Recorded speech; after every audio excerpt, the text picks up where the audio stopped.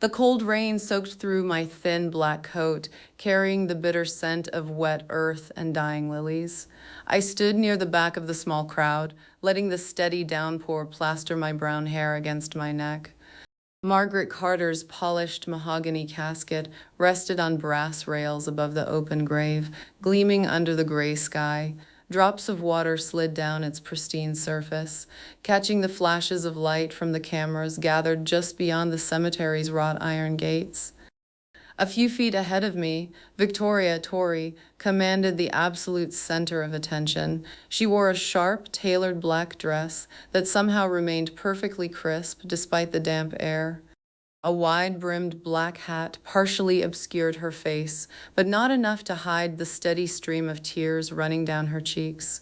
She dabbed her eyes with a monogrammed silk handkerchief, her movements slow, deliberate, and entirely graceful. Such a tragedy, a woman in a heavy fur coat whispered to her husband, her eyes entirely locked on Tori. She looks absolutely devastated. I shifted my weight, trying to keep my scuffed leather shoes from sinking further into the muddy grass. The wet earth sucked at the soles, pulling me down inch by inch. I wrapped my arms around myself, shivering as a sudden gust of wind swept through the ancient oak trees lining the estate. The cold bit into my skin, an icy shock that somehow failed to penetrate the hollow, suffocating emptiness expanding in my chest. Tori leaned heavily against the arm of Thomas Reid, the family lawyer. He stood stiffly, a worn-out gray suit hanging loosely on his frame. He patted Tori's hand awkwardly, his bloodshot eyes darting nervously around the crowd. He kept pulling a silver pocket watch from his vest, checking the time, snapping it shut, and returning it to his pocket, only to repeat the cycle 2 minutes later. He never once looked in my direction. Actually, almost no one looked in my direction. The extended family, aunts, uncles, cousins I had seen perhaps twice in my life, stood in tight clusters, their umbrellas forming a dark, impenetrable canopy. They murmured their condolences to Tori, touching her shoulder, offering soft words of comfort. I stood completely outside their circle. My umbrella, a cheap collapsible thing I bought at a corner store, offered little protection against the slanting rain. I looked at the casket again. I searched for a lump in my throat, a burning behind my eyes, any physical reaction to the fact that my mother was being lowered into the ground. Nothing came. My breathing remained steady, my pulse slow and indifferent. I squeezed the stem of the single white rose in my hand until a sharp thorn pierced the skin of my thumb. A small bead of dark red blood welled up, mixing with the rainwater and trailing down my wrist. I stared at the blood, focusing entirely on the sharp, tiny sting of pain. It was the only thing I could feel. A heavy-set man with a press badge shoved past me, his shoulder slamming violently into mine. He didn't turn to apologize, his camera already raised to his eye as he angled for a better shot of Tori collapsing slightly against the lawyer's arm. The photographer's heavy boot landed squarely on my toe, leaving a thick smear of gray mud across the black leather. I took a step backward, retreating further under the dripping canopy of the trees. The isolation was a physical weight, pressing down on my shoulders, heavier than the soaked wool of my coat. I watched Tori tilt her head, allowing the rain to wash over her face, just as another barrage of camera flashes erupted. Her jaw tightened for a fraction of a second, a tiny, sharp movement, before she resumed her tragic posture. She was performing. She was the grieving daughter, the perfect heir to the Carter legacy, playing her role with terrifying precision. She was a great woman, the priest intoned, his voice booming over a portable speaker that crackled with static, a pillar of the community. I looked down at the mud staining my shoe. I rubbed my bleeding thumb against the rough fabric of my pocket. The cold was settling deep into my bones now, a numbing chill that made my fingers stiff and clumsy. I looked back at Tori, surrounded by warmth, by sympathy, by the impenetrable shield of the Carter name. I realized then that my mother wasn't the only thing being buried today. Any illusion that I belonged to this family was sinking into the mud right alongside her. The priest finished his final prayer. The crowd bowed their heads in unison. I kept my head raised, staring at the glossy wood of the casket. Slowly, deliberately, I loosened my grip on the white rose. It slipped from my fingers, tumbling through the air and landing with a soft, wet thud in a puddle of muddy water near my feet. I turned my back on the grave and began walking toward the line of Blacktown cars waiting at the edge of the cemetery. The crunch of wet gravel under my shoes echoed loudly in my ears. I reached the first car and reached for the door handle, eager to escape the suffocating atmosphere. Emily, wait! I froze. The weight of sorrow and loss hit me like a physical blow. The voice was thin, reedy, and incredibly tense. I stared at him as if he carried the very burden of our family's grief. Perhaps the ache in my chest was finally waking up. I turned to see Thomas Reid standing a few paces behind me, his umbrella tilted against the driving rain. Um, his face was pale, his bloodshot eyes wide, with an anxiety I had never seen in him before. He glanced over his shoulder, ensuring Tori was still occupied by the throng of mourners, before turning back to me. He reached into his worn suit pocket and pulled out a small, heavily tarnished brass key attached to a faded red ribbon. He didn't offer it to me immediately. Instead, he gripped it so tightly his knuckles turned white. "Your mother didn't just leave a will," Thomas whispered, his voice barely audible over the relentless rain. He stepped closer, pressing the cold, jagged metal of the key into my damp palm. "She left a confession, and if you open the box this belongs to, you can never, ever go back." Before I could ask what he meant, he turned and hurried back toward the gravesite, leaving me standing alone in the rain, the cold weight of the key burning a hole in my hand. The cold weight of the tarnished brass key still burned against my palm as I sat in the sprawling mahogany library of the Carter estate. I kept my hand buried deep in the pocket of my damp black coat, my thumb tracing over and over the jagged teeth of the metal. The faded red ribbon wrapped around it felt rough, almost coarse against my skin. Outside, the unrelenting rain lashed against the tall, stained glass windows, casting distorted, kaleidoscopic shadows across the Persian rug. "If everyone is settled, we shall begin," Thomas Reid announced, his voice reedy and thin. He stood at the head of the massive oak table, shuffling a stack of thick, cream-colored documents. He adjusted his wire-rimmed glasses, avoiding my gaze. He had not looked at me once since pressing the key into my hand at the cemetery. He cleared his throat with a sharp echo, the sound echoing in the cavernous room. Victoria, Tori, sat across from him, occupying our mother's high-backed leather chair. She had removed her wide-brimmed hat, revealing immaculate blonde hair that caught the dim light of the crystal chandelier. She rested her hands with care on the table, her manicured nails tapping a slow rhythmic beat against the polished wood. She looked nothing like the weeping daughter from an hour ago. Here in the heart of the Carter Empire, she sat tall, her jaw set, her eyes sharp and dry. "The last will and testament of Margaret Carter," Thomas began, unfolding the heavy parchment. His hands trembled slightly, causing the paper to rustle in the quiet room. "I, Margaret Eleanor Carter, being of sound mind and body," I tuned out the preliminary legal jargon.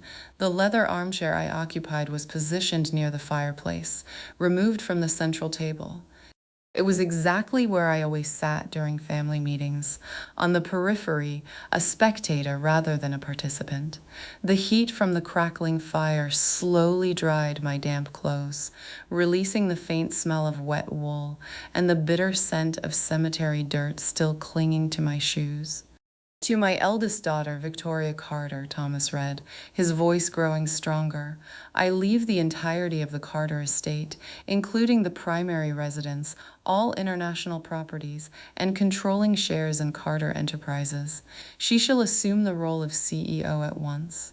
Tori stopped tapping her nails. She leaned back in the large chair, a slow, satisfied smile curling the corners of her lips. She picked up a crystal tumbler from the side table and took a slow sip of amber scotch. She looked directly at me over the rim of the glass. "And to my youngest daughter, Emily Carter," Thomas continued. His voice faltered. He stopped reading and reached for a glass of water, taking a quick, nervous gulp. He wiped a bead of sweat from his forehead with a crumpled handkerchief. I sat forward, my grip tightening on the rusty key hidden in my pocket.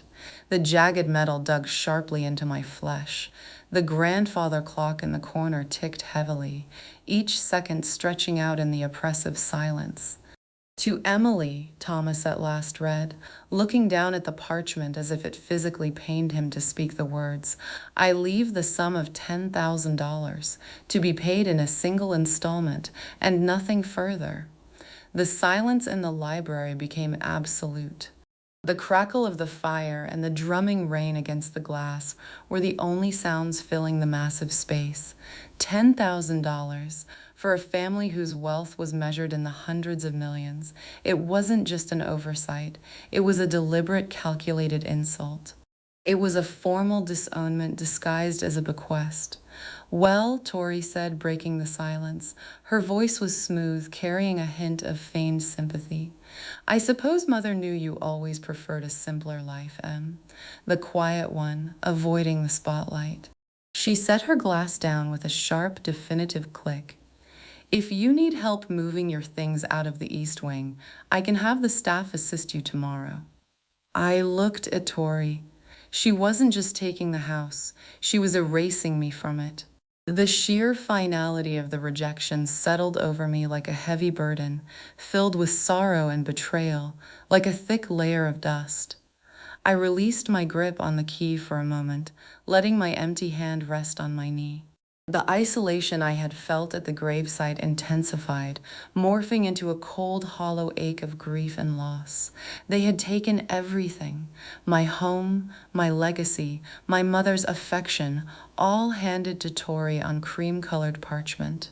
But then my fingers brushed against the rough red ribbon in my pocket again. She left a confession. Thomas's whispered words from the cemetery clawed their way back to the surface of my mind, cutting through the overwhelming wave of grief and despair. If you open the box this belongs to, you can never, ever go back. I looked up at Thomas. He was gathering his papers, his hands shaking worse than before. He shoved the documents into his battered leather briefcase, snapping the brass locks shut with too much force. He still refused to meet my eyes, keeping his head ducked low as he murmured his excuses and fled toward the heavy double doors. I'll pack my own things, I said, my voice steady despite the chaos churning beneath the surface. I stood up, the leather of the armchair creaking with a sharp echo. Tori raised an eyebrow, expecting tears, an argument, or perhaps a desperate plea. When none came, her smile faltered slightly. Be out by noon, she stated, her tone dropping the pretense of sympathy, revealing the cold, calculating nature beneath. I didn't answer her. I turned my back on the high-backed chair, the mahogany table, and the sister who had just inherited the world. I walked toward the library doors, my steps silent on the thick Persian rug. The rejection still stung, a bitter, lingering ache, but it was rapidly being consumed by something different. The key in my pocket felt heavy now, pulling me forward. The house was no longer mine, but the secret hidden within its walls belonged entirely to me. I stepped out into the dark, empty hallway, wondering exactly what kind of confession my mother had deemed too dangerous to put in a will, as if it contained a terrible secret. Emotion. I jammed the tarnished brass key into the lock of box 402, my hands shaking so much the metal scraped against the steel faceplate. The piercing screech of metal against metal echoed off the damp concrete walls of the underground vault, loud enough to make my ears ring. Beside me, the bank manager winced, his gray mustache twitching in the harsh, flickering light of the fluorescent tubes overhead. He slid his master key into the secondary lock, turning it with a heavy, definitive click. He gripped the handle and pulled. The long, rectangular steel drawer slid out, its rusted tracks groaning under the weight. I will give you some privacy, Miss Carter, the manager murmured, taking a quick step backward. He retreated toward the heavy vault door, his footsteps echoing in the cavernous space. I stood alone in the private viewing booth, staring down at the dust-covered box resting on the scratched mahogany table. The air inside the vault was stagnant, carrying the sharp, metallic tang of old coins and the faint, unmistakable smell of mildew. The isolation pressed in on me, heavy and suffocating, just as it had in the cemetery the previous day. I wiped a thin layer of grime from the top of the box, my fingers trembling. The cold steel chilled my skin, biting into the tips of my fingers like ice. The weight of Thomas Reid's words from yesterday still hung over me. A confession. I grabbed the edge of the lid and lifted it. The rusted hinges shrieked once more. Inside lay a single manila envelope. No stacks of cash, no hidden jewelry, no stock certificates, just plain yellowed paper. I picked up the envelope. The paper felt brittle and dry, threatening to crack under the pressure of my grip. My name was written across the front in my mother's elegant, sprawling cursive. To Emily, the ink was faded, turning from black to a dull, washed-out gray. The sight of her handwriting sent a sharp, agonizing ache through my chest. I slid my thumb under the unsealed flap and pulled out a stack of documents. The first page was a letter, written on heavy Carter Enterprises stationery. I flattened the creased paper against the table, the rustle echoing loudly in the silence. Emily, if you are reading this, I am gone, and the will has been executed. You have received nothing. You will undoubtedly believe this is an act of cruelty, another rejection in a lifetime of them. It is not cruelty. It is a necessary severance. I gripped the edge of the table. The sharp corners of the wood dug into my palms. I forced my eyes to move to the next paragraph, though every muscle in my body urged me to look away. You are not my daughter. The words blurred together. I blinked rapidly, trying to clear the sudden, stinging moisture from my eyes. I read the line again and again. The paper did not change. The ink remained steady, cold, and entirely merciless. 32 years ago, your father and I had a child. She died of a congenital heart defect 3 days after birth. The grief was a consuming, monstrous thing. Your father could not bear the loss. He found you. He paid a substantial sum to a desperate woman, falsified the adoption records, and brought you into this house to replace the child we lost. I agreed to the deception to save my husband's sanity. A wave of shock hit me like a physical blow, driving the breath from my lungs. The vault around me seemed to tilt, the concrete walls closing in. I stumbled backward, my hips slamming against the metal wall of the viewing booth. The dull pain flared in my side, anchoring me to the present moment. But it did nothing to dull the horrifying, suffocating reality of the letter. I tried to love you, Emily. I tried to look at you and see my daughter. But every time I saw your face, every time I heard your voice, I was only reminded of the child lying in the ground. You were a living, breathing ghost in my home, a constant, bitter reminder of my failure as a mother. I could never offer you the warmth you sought. I could only offer you my profound, unrelenting sorrow. My vision narrowed. The air in the vault grew thin, as if the oxygen had been sucked out of the room. I dropped the letter onto the table. It fluttered down, landing next to the rusted box. I looked at my hands, tracing the lines of my palms, staring at the skin covering my bones. The fundamental truth of my existence had been rewritten in the space of a single page. I did not share the Carter blood. I was an imposter, a purchased replacement, a counterfeit daughter bought to plug a hole in a grieving family. I reached back into the envelope, my movements jerky and uncoordinated. I pulled out the remaining documents, a birth certificate, heavily redacted. Bank transfer records showing a massive withdrawal made 32 years ago, and a single photograph. I turned the photograph over. It was a Polaroid, its edges curled and yellowing. It showed a young woman with dark, messy hair and exhausted eyes, holding a newborn baby wrapped in a cheap blue hospital blanket. The woman in the photo bore a striking, undeniable resemblance to me. On the bottom margin, written in blue ink, was a single name, Sarah. The betrayal cut through the numbness, sharp and agonizing. The lifelong feeling of being an outsider, the constant low-level ache of never being good enough, the unexplainable distance between my mother and me, it all made terrifying, devastating sense. The rejection I experienced yesterday at the will reading was nothing compared to this. They had stolen my identity, my past, my very right to exist as my own person. I gathered the documents, my hands moving with frantic, desperate energy. I shoved them back into the brittle manila envelope. The fear and confusion morphing rapidly into something darker, something more dangerous. The grief of losing my mother was gone, replaced by a burning, suffocating anger. I slammed the lid of box 402 shut. The resounding clang echoed through the vault, sharp as a gunshot. I grabbed the heavy brass key and turned toward the vault door, gripping the envelope so tightly the paper crumpled. The quiet, obedient daughter was dead, buried in the mud alongside Margaret Carter. I needed to find Thomas Reid, and I needed to know exactly who Sarah was. I shoved past Thomas Reid before he could even register my presence, striding directly into the dim, cluttered foyer of his townhouse. The front door banged against the interior wall with a sharp crack that rattled the framed diplomas hanging nearby. Thomas stumbled backward, clutching the collar of his faded plaid bathrobe against his chest. His eyes went wide, the color draining from his face as he stared at me. "Miss Emily," he stammered, his voice thin and trembling, "it is 9 o'clock at night. You cannot just force your way into my home." "I can," I said, and I did. I reached into my coat pocket, pulled out the crumpled manila envelope, and threw it onto the small mahogany side table. It landed with a heavy, definitive slap. "Tell me it is a forgery, Thomas.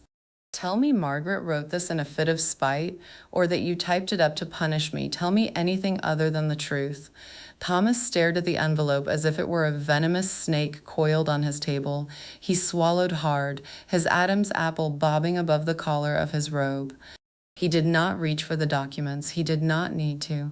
The sheer terror in his bloodshot eyes confirmed everything I needed to know. The betrayal I had uncovered in the bank vault solidified into a cold, hard rage. "I told you not to open the box," he whispered, taking another step back. "I gave you the key, but I warned you. I told you that you could never go back." "Who is Sarah?" I demanded, closing the distance between us. I backed him into the narrow hallway leading to his living room. The smell of stale coffee and old paper hung in the air, a sharp contrast to the suffocating luxury of the Carter estate. "Who is the woman in the photograph?" "Kid, please," Thomas begged. He raised his hands in a placating gesture, his fingers shaking. "You do not understand the danger." Margaret went to great lengths to bury this. If Tori finds out, if the board of directors finds out that the second heir is a fraud, they will tear you apart. They will destroy your life. My life is already destroyed. My voice cracked, the volume rising until it echoed off the narrow walls.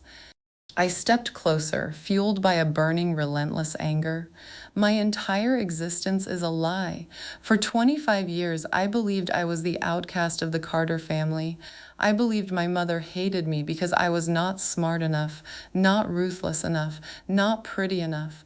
But it was never about me. It was about a dead baby and a purchased replacement. She bought me, Thomas, like a piece of furniture. Thomas slumped against the wall, the fight leaving his body in a single ragged exhale. The guilt he had carried for 3 decades seemed to crush him right in front of my eyes. He looked small, fragile, and utterly pathetic. He rubbed a trembling hand over his face, hiding his eyes. "Margaret was out of her mind with grief," he said, his voice muffled by his hand. "Carter Sr. was threatening to leave her if she could not produce a healthy heir. Tori was just 2 years old. The pressure was immense. When the baby died, Margaret snapped. She found a clinic on the edge of the city, a place that dealt with desperate girls. I crossed my arms over my chest, trying to stop the sudden shivering that racked my body. The rage was still there, burning hot, but the cold, hollow ache of loss was beginning to seep through the cracks. "And Sarah?" Thomas lowered his hand. He looked at me, a profound sadness settling over his features. "Sarah was 19. She was a waitress at a diner off the interstate. No family, no money, no prospects. She was terrified. Margaret offered her a way out, a substantial sum of cash, enough to start a new life anywhere in the country in exchange for her silence and her child. And you facilitated the transaction, I said. It was not a question. The disgust in my voice was palpable. You drew up the fake adoption papers. You bribed the clinic staff. You helped them steal my identity. I protected you, Thomas countered, a sudden spark of defiance lighting up his eyes. Do you have any idea what would have happened to you if you stayed with Sarah? You would have grown up in poverty, bouncing from one cheap motel to another. Margaret gave you an education, a home, a trust fund. You lived a life of privilege. I lived a life of isolation, I fired back. I lived in a house where the woman I called mother could barely look at me without flinching. I lived with a sister who treated me like a parasite. I pointed a trembling finger at the envelope on the table. You call that protection? You call that a life? Thomas looked away, unable to hold my gaze. The silence in the foyer stretched out, thick and suffocating. The ticking of a grandfather clock in the next room hammered against my ears, marking the passage of time in a life that no longer belonged to me. I want to find her, I said, my voice dropping to a low, unyielding whisper. Amosin, I want to find Sarah. Thomas snapped his head up, his eyes widening in genuine fear. You cannot. Emily, listen to me. The agreement was absolute. Margaret made sure of it. If Sarah ever tried to contact you, or if you ever went looking for her, the trust fund would be liquidated and the lawyers would destroy her. Margaret left instructions. Even from the grave, she can ruin both of you. Tori already took my inheritance, I reminded him, the bitter truth acting like a shield against his warnings. I have nothing left to lose, and neither do you, Thomas. You are going to help me find her. You are going to open those sealed files, and you are going to give me a name and a location. Or what? Thomas asked, his voice wavering. What will you do if I refuse? I stepped right up to him, close enough to smell the stale coffee on his breath. The quiet, obedient girl I had been yesterday was gone, replaced by a woman with nothing left but a burning desire for the truth. If you refuse, I said, spacing each word out with deliberate, chilling precision, I will take that confession letter straight to the press. I will tell the entire world that the great Margaret Carter bought a child to secure her marriage. I will burn the Carter legacy to the ground, Thomas. And I will make sure you burn with it. Thomas stared at me, the blood completely draining from his face. He looked at the determination blazing in my eyes, and he knew I was not bluffing. The weight of his own guilt had finally caught up to him. He swallowed hard, gave a slow, defeated nod, and turned toward his study. Emotion. The rusted metal door of St. Jude's abandoned records wing groaned in protest as I pushed it open, releasing a stale cloud of dust and decaying paper into the damp air. The heavy scent of mold and rot settled in the back of my throat. Thomas Reid stood a few paces behind me, wrapped tight in a heavy wool overcoat, clutching a flashlight with trembling hands. The pale beam of light swept across the cavernous room, illuminating endless rows of gray metal filing cabinets lined up like gravestones in a forgotten cemetery. I told you the records from 30 years ago were moved here before the clinic closed, Thomas muttered, his voice barely rising above a whisper. He kept glancing at the dark hallway behind us, fear etched deep into the lines of his face. We should not be here. The city condemned this building a decade ago. I ignored him. I pulled my flashlight from my coat pocket and clicked it on. The narrow beam cut through the thick gloom, settling on the faded white labels stuck to the fronts of the metal drawers. 1985, 1988, 1989, 1992.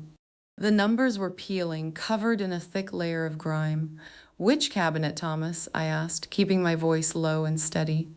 Thomas hesitated. He rubbed his free hand across his mouth, his eyes darting between the towering rows of metal. Aisle 4. The adoption records and maternal intake forms were filed under the mother's maiden name. You said the photo said Sarah, but without a last name. We looked through all of them, I interrupted. I stepped into the narrow aisle, the soles of my boots crunching over pieces of shattered glass and crumbling plaster. The isolation of the abandoned building felt heavy and oppressive. The darkness pressed in from all sides, thick and suffocating, wrapping around me like a heavy blanket. I reached the cabinet labeled 1998-2001. I grabbed the rusted handle of the top drawer and pulled. It resisted at first, the metal tracks grinding together before giving way with a loud metallic shriek. Inside, hundreds of manila folders were crammed together in a chaotic mess. The damp air had warped the paper, fusing many of the files into solid, unreadable bricks of pulp. "Start on the other side," I ordered Thomas, tossing him a pair of cheap work gloves. "Look for the year 1999. Look for any intake form with the name Sarah." For the next 2 hours, the only sounds in the records wing were the relentless screech of opening drawers and the soft, steady rustle of decaying paper. My fingers grew numb from the cold, and the grime coated my hands in a thick, dark layer. The weight of the task settled deep in my chest. Every folder I opened felt like another dead end, another piece of my stolen history slipping out of my grasp. "I found a Sarah," Thomas called out from the far end of the aisle. I dropped the folder I was holding. It hit the floor with a dull thud, scattering loose pages across the concrete. I rushed over to Thomas, my heart hammering a frantic rhythm against my ribs. He held a thin, water-damaged file under the beam of his flashlight. "Sarah Jenkins," Thomas read, his voice tight with an unspoken anxiety. He squinted at the faded blue ink. "Admitted November 4th, age 19. I snatched the file from his hands. The paper was brittle, threatening to crack under the pressure of my grip. I traced my finger over the handwritten letters. The handwriting matched the blue ink on the back of the Polaroid perfectly. A sudden intense ache flared in my chest, a physical manifestation of the grief and betrayal I had carried since opening the safety deposit box. I turned the page. The next document was a medical intake form. Under the section for emergency contact, the line was blank. Under current address, someone had written St. Vincent's Women's Shelter. She had no one, I whispered, the words tasting like ash in my mouth. She was completely alone. I turned to the final document in the folder. It was a birth certificate. The official seal was faded, but the text was still legible. "Baby girl Jenkins, born November 5th, weight 6 pounds 2 ounces. The section for the father's name was empty. At the bottom of the page, scrawled in the same hurried, exhausted handwriting, was a single signature. I stared at the name. The profound sorrow of the situation crashed over me, crushing the air from my lungs. I was holding the only proof of my true identity. For 25 years, I had lived in a mansion, surrounded by wealth and privilege, believing I was the flawed, unlovable daughter of Margaret Carter. I had spent my entire life trying to earn the affection of a woman who had simply purchased me to hide a terrible family secret. And all the while, my real mother had been a terrified 19-year-old girl, living in a shelter, forced to surrender her child to a wealthy stranger. I ran my trembling fingers over the signature. Emotions. The ink was dry, but the desperation embedded in those letters felt incredibly raw and immediate. I realized then that I had not just been stolen, I had been stolen from someone who likely loved me, someone who had no other choice. The hollow emptiness in my chest began to fill with a dark, suffocating guilt. I had grown up wearing expensive clothes, attending private schools, and eating off fine china, bought with the money Margaret used to erase Sarah Jenkins from existence. "There is more," Thomas said, his voice cutting through the heavy silence. He pointed a shaking finger at the back of the folder. I flipped the heavy cardstock. Tucked inside a small plastic sleeve was a folded piece of notebook paper. I pulled it out.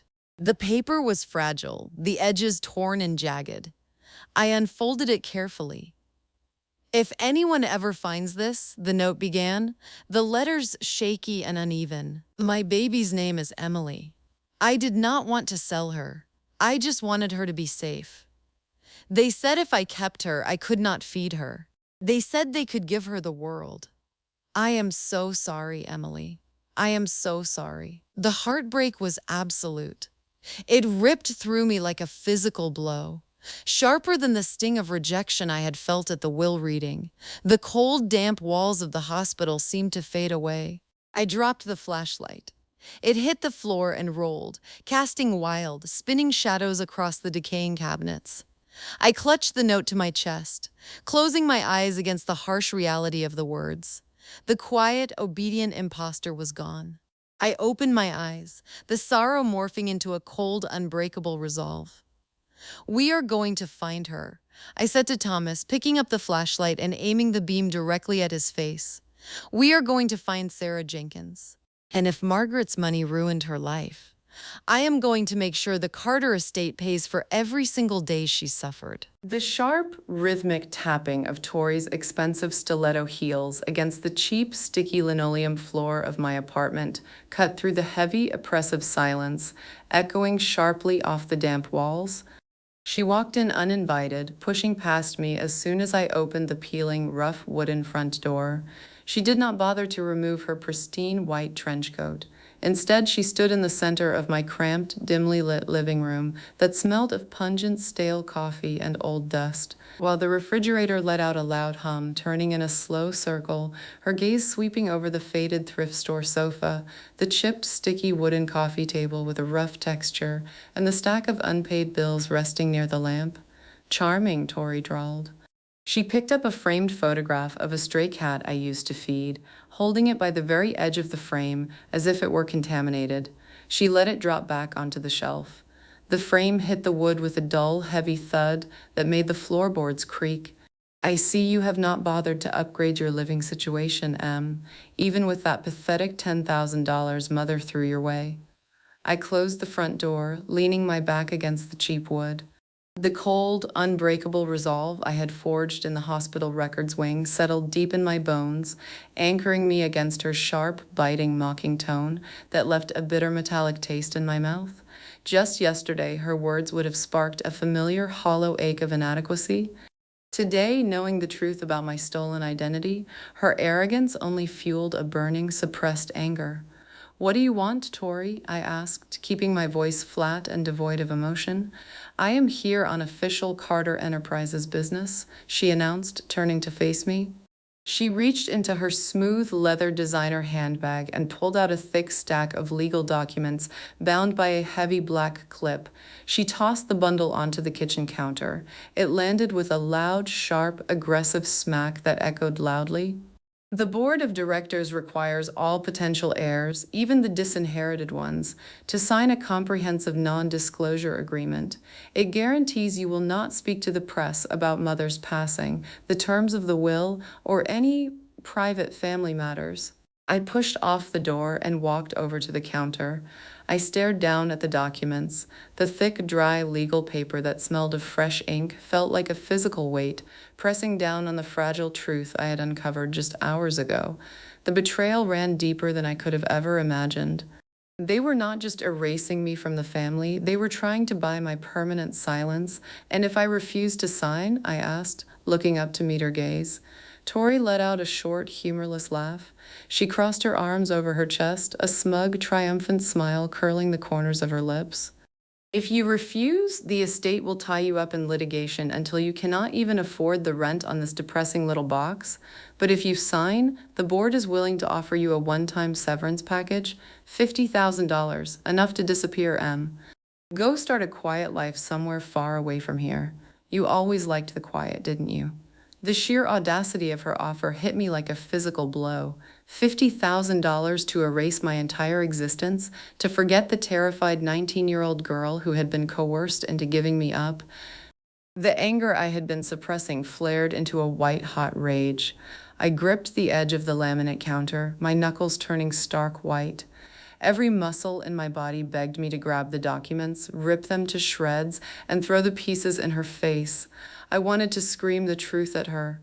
I wanted to tell her that her entire lavish life was built on a lie, that I was not a Carter, and that her precious mother was a monster who bought human beings to save a failing marriage. But I forced myself to remain still.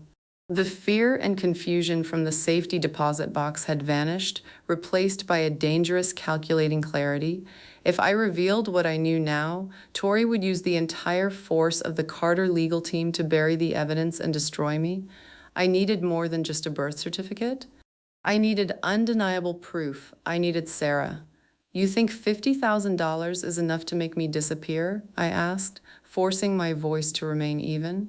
Tori stepped closer, the sickly sweet, overwhelming, cloying fragrance and aroma of her expensive perfume filling the small space between us. She looked down at me, her eyes hard and devoid of any sisterly affection. I think it is more than you deserve. You were always a leech, M, a drain on Mother's energy. She never wanted you here, and neither did I. Take the money, sign the papers, and never contact us again. The profound sorrow of my mother's rejection, the lifelong feeling of never belonging, the crushing weight of the Carter legacy, it all coalesced into a single sharp point of focus. Emotions into a single carved off of up. I reached out and picked up the cold, heavy black metal pen that gleamed with a bright shine in the dim shadow resting next to the documents. I did not break eye contact with Tori as I flipped to the final page. I pressed the tip of the pen against the signature line, the ink bleeding into the paper. I signed my name in sharp, aggressive strokes. Emily Carter, a counterfeit name for a counterfeit daughter. There, I said, tossing the pen aside. It clattered against the cheap, sticky linoleum floor. You have my silence. Tori snatched the documents off the counter, a look of profound satisfaction settling over her perfect features. She slipped the bundle back into her handbag, the metal clasp snapping shut with a sharp click. Smart choice, little sister, she mocked, turning on her heel.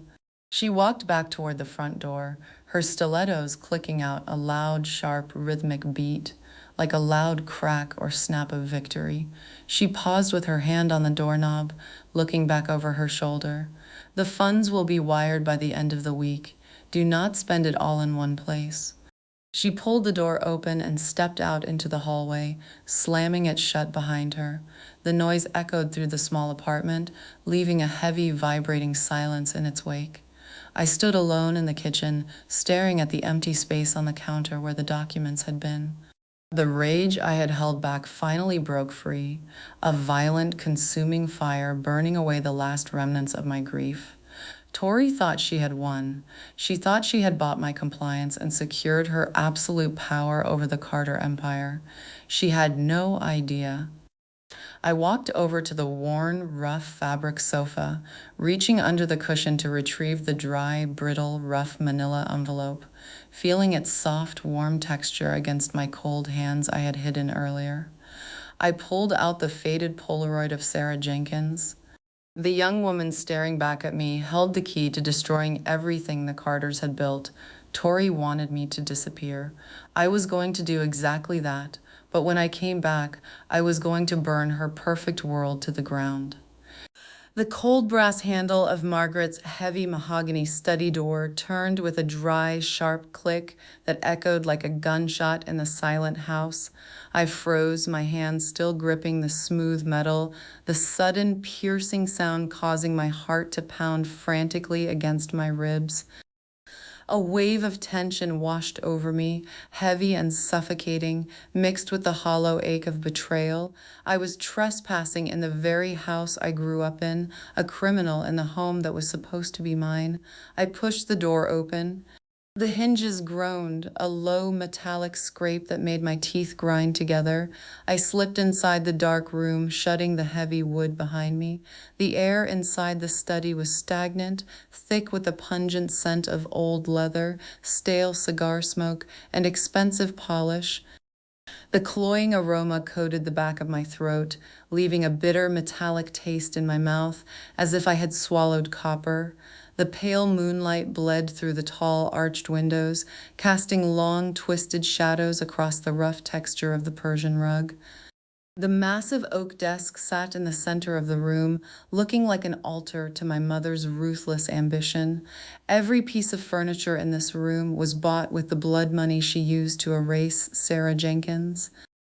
The grief and sorrow I felt just days ago at her funeral had vanished, entirely replaced by a cold, burning resolve. I pulled a small, heavy metal flashlight from my jacket pocket and clicked it on. The bright, concentrated beam cut through the gloom, sweeping over the towering bookshelves lining the walls. I moved toward the large oil painting hanging behind the desk. It was a portrait of Carter Sr., his eyes staring down with a dull, lifeless arrogance. I reached up, my fingers brushing against the rough, dry canvas. I found the hidden latch built into the ornate wooden frame and pressed it. The mechanism gave way with a loud, satisfying snap. The heavy painting swung outward on hidden hinges, revealing the dull gray steel of the wall safe. My breath hitched in my throat. The cold steel of the safe was smooth under my fingertips. I wiped a layer of dust from the digital keypad, the grime smearing across the keys. Thomas Reid had sworn the code was still the same, but the fear of setting off the silent alarm sent a sharp, agonizing ache through my chest. The consequences of getting caught here would be catastrophic. Tori would not just have me arrested, she would destroy any chance I had of finding my real mother. I punched in the 6 digits, my hands shaking so much I almost missed the final number. The keypad beeped, a sharp, piercing electronic hum that seemed deafening in the quiet room. A heavy mechanical clunk echoed from deep within the steel door. The lock disengaged. I grabbed the heavy metal handle and pulled. The thick steel door swung open, releasing a rush of cool, damp air that smelled faintly of old paper and dust. I shined the flashlight inside. The safe was packed with neat stacks of legal documents, leather-bound ledgers, and small velvet jewelry boxes. I ignored the jewelry and reached for a thick, heavy leather binder resting on the bottom shelf. The leather felt smooth and supple, but the pages inside were stiff and dry. I pulled it out, resting it on the polished surface of the oak desk. I flipped the cover open, the stiff spine cracking with a sharp noise. The first few pages contained financial statements, complex trust fund structures, and offshore account numbers. I flipped past them, the rough paper scraping against my skin. I needed the personal files. I needed the exact details of the transaction Margaret made 32 years ago. I needed undeniable proof that would stand up in court, something Tori could not bury with her high-priced lawyers. I reached the middle of the binder. Tucked between 2 thick ledgers was a slim, bright red folder. I pulled it out, the smooth plastic sliding easily from the binding. I flipped it open. Inside was a single comprehensive dossier. The title page read, Project S. Jenkins, Resolution. The tension in my chest tightened, twisting like a physical knot.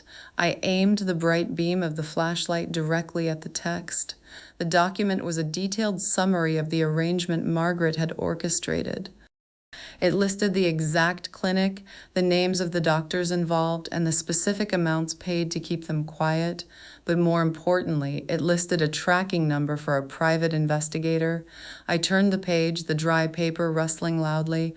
Margaret had not just paid Sarah to disappear. She had hired a private security firm to track Sarah for the last 32 years. She had monitored her every move, ensuring she never came close to the Carter family. The betrayal I felt reading the confession letter was nothing compared to the cold, calculated cruelty detailed in this dossier. My mother had treated Sarah like a volatile asset, a threat to be managed and suppressed. The dossier contained quarterly reports spanning decades. I flipped to the final page, the most recent update dated just 2 months before Margaret's death. It contained a current address, a small, run-down apartment complex on the outskirts of Chicago. I stared at the typed address, the letters burning into my vision. I had found her. The heavy weight of the unknown lifted from my shoulders, replaced by a surge of terrifying, exhilarating purpose. I pulled out my phone, the bright screen illuminating the dark room, and snapped photographs of every single page in the red folder. The electronic click of the camera shutter was the only sound in the quiet study.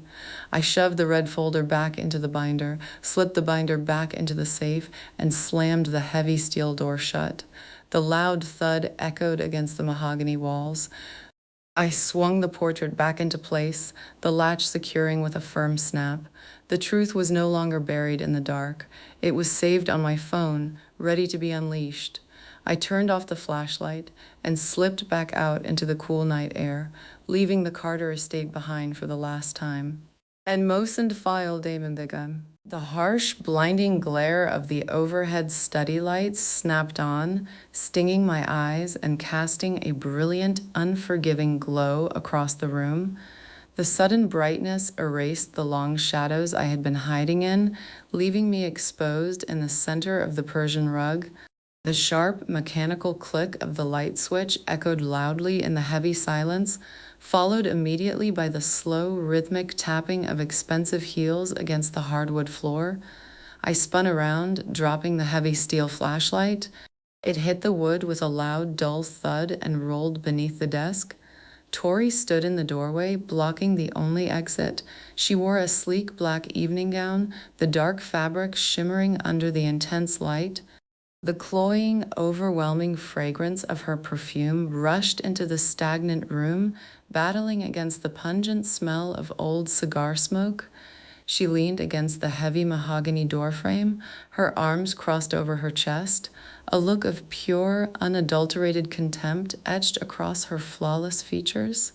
"Did you really think the security cameras were disabled, Em?" Tori asked, her voice a sharp, biting sneer that left a bitter metallic taste in my mouth. "Or are you just incredibly stupid?" The initial spike of fear, cold and sharp against my ribs, vanished almost instantly. I had spent my entire life terrified of this woman, terrified of her approval, her judgment, and her power. But standing here with the undeniable proof of my stolen identity saved on my phone, that fear evaporated. It was replaced by a profound, suffocating disgust that settled over me like a heavy, suffocating blanket. "I was looking for something," I said, keeping my voice steady. The rough texture of my wool coat scraped against my skin as I stood up straight, and I found it. Tori let out a loud, mocking laugh. It echoed off the dark, wood-paneled walls. She stepped further into the room, her stilettos clicking out a sharp, aggressive beat. "You found a red folder in Mother's safe," she said dismissively. "Congratulations. You found out you are nothing but a purchased accessory, a fake Carter." The confirmation hit me solid and real. She knew. The betrayal I had felt when I first read the confession letter deepened, morphing into a cold, hard rage. I stared at my sister, the woman I had shared a childhood with, the woman I had tried so desperately to love. Her eyes were devoid of any sympathy, completely empty of the sorrow I had expected. She looked at me with the same clinical disdain she reserved for the hired help. "You knew," I whispered, the words scraping out of my dry throat. "You knew the whole time." "Of course I knew," Tori spat back, closing the distance between us. The cloying scent of her perfume was suffocating now, thick and oppressive. "Mother told me when I turned 18. Do you have any idea how exhausting it was to pretend? To smile at family dinners and pretend you belonged here? You were a parasite, Emily. You fed off our wealth, our name, our legacy." "I was a child," I yelled, the volume of my voice cracking like a whip in the quiet study. "I was stolen from my real mother and dragged into this house to play a part in a twisted fantasy. Margaret bought me to fix her broken marriage." "She bought you to protect me," Tori countered, her face flushing bright red with sudden anger. She slammed her hand down on the smooth, polished surface of the oak desk. "Carter Sr. was going to leave us. He was going to cut us off. Mother did what she had to do to secure my inheritance." I looked at Tori, really looked at her, and the disgust threatened to choke me. Beneath the expensive clothes, the perfect makeup, and the towering arrogance, she was hollow. She was a hollow, empty shell built entirely on a foundation of lies and stolen lives. The profound sadness of it all washed over me, a dark, heavy wave of grief. They had ruined Sarah Jenkins' life, and they had ruined mine, all to protect a bank account. "You make me sick," I said, my voice dropping to a low, quiet hum. "Both of you. Margaret was a monster, Tori, and you are exactly like her." Tori's eyes narrowed. The sharp, cutting edge of her anger was palpable, radiating off her like heat from a fire. "I am the CEO of Carter Enterprises," she hissed. "I control the board, I control the assets, and I control you. You took the $50,000, you signed the NDA. If you ever breathe a word of this to the press, I will tie you up in court until you are rotting in a gutter." "I didn't sign the NDA," I replied, a small, cold smile forming on my lips. "I signed it Emily Carter. That is not my legal name. It hasn't been since the day I was born." Tori froze. The smug arrogance melted off her face, replaced by a sudden, sharp flash of genuine panic. The silence in the room stretched out, taut and heavy, like a rubber band pulled to its breaking point. She looked from me to the massive oil painting covering the safe, the realization dawning in her cold eyes. "I have the tracking numbers," I told her, taking a slow step toward the door. The damp air from the hallway felt incredibly refreshing against my hot skin. "I have the clinic records. I have everything I need to prove who I really am, and I am going to find Sarah." "You won't," Tori whispered, her voice wavering, losing its sharp edge. She reached out, her fingers brushing the rough fabric of my coat, but I jerked away as if she had burned me. "Watch me," I said. I pushed past her, leaving the blinding bright light of the study behind. I walked out into the dark hallway, the heavy mahogany door swinging shut with a loud, final click. The disgust was still there, a bitter taste in my mouth, but the fear was gone. The Carter Empire was built on a lie, and I was holding the match that was going to burn it all down. A Mosinad. The sharp, mechanical hum of the car engine vibrated through the worn, rough leather steering wheel, sending a steady tremor up my arms in the pitch-black night. I sat parked just outside the towering wrought iron gates of the Carter estate, the heavy engine idling in the quiet dark. The cold, damp air seeped through the cracked window of my old sedan, bringing with it the sharp, earthy scent of wet pine needles and wet asphalt. The smell was grounding, a stark contrast to the cloying, suffocating perfume Tori wore back in the study. I reached into the deep pocket of my coat, my fingers brushing against the smooth, hard plastic of the audio cassette I had taken from the back of the safe. I had grabbed it in the chaos of the confrontation, palming the tape while Tori was busy threatening me. The small plastic rectangle felt heavy in my hand, carrying the weight of 32 years of lies. I jammed the tape into the dashboard stereo, pushing it in with a loud, aggressive clack. The mechanism engaged with a sharp click, followed by a long hissing sound of static that echoed off the cramped interior of the car. "This is Margaret Carter," the cold, metallic voice hissed from the cheap car speakers. The sound of my mother's voice sent a sudden, agonizing shock through my chest, sharp as a physical blow. Even distorted by the old magnetic tape, her tone was unmistakable. It was the same dry, biting voice that had criticized my clothes, my grades, and my very existence for 2 decades. It left a familiar, bitter taste in my mouth, like old ash. "The date is October 4th, the voice continued, accompanied by the faint, rhythmic tap of a pen against a hard surface. "I am recording this as a contingency. Thomas Reid has grown increasingly paranoid, and I cannot risk him developing a conscience after my passing. The arrangement with Sarah Jenkins must remain absolute. The payments to the Chicago address are to continue indefinitely. If the girl, Emily, ever discovers her origins, the trust will immediately execute the termination clause. She will be cut off, and Sarah will be ruined. Emily must never know she is a counterfeit."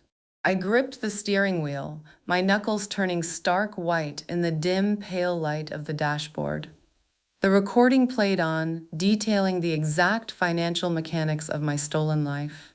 Margaret spoke of me not as a daughter, but as an acquired asset, a necessary piece of the puzzle to keep Carter Sr. from leaving her. There was no grief in her voice, no sorrow for the terrified 19-year-old she had exploited. There was only cold, calculated preservation of power.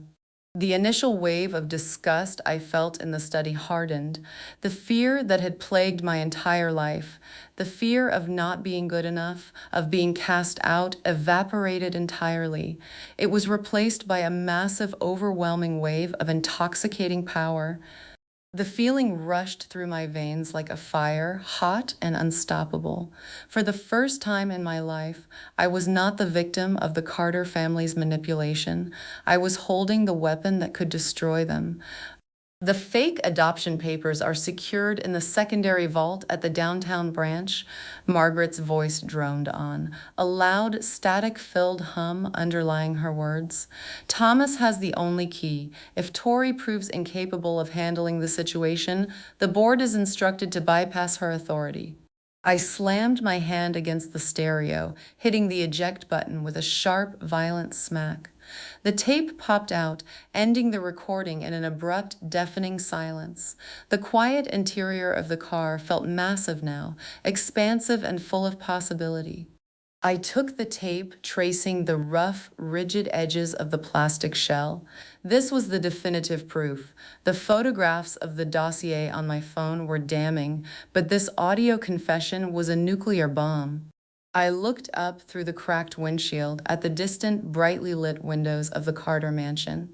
Somewhere in that sprawling, opulent house, Tori was likely pacing the Persian rugs, frantically trying to figure out how to stop me.